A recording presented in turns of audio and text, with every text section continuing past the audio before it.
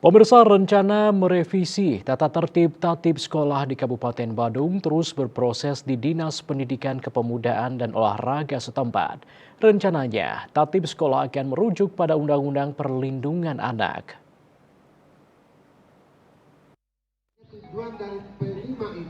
Kepala Distrik Pora Badung Gusti Made Dwi Payana mengatakan tidak ada lagi sekolah yang menerapkan hukuman dengan kekerasan, namun lebih mendahulukan pembinaan siswa.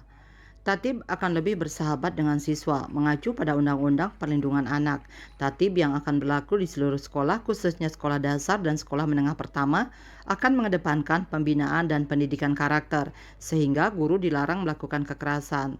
Siswa yang melanggar tatib sekolah akan diberikan peringatan dan pembinaan hingga pengembalian kepada orang tua wali.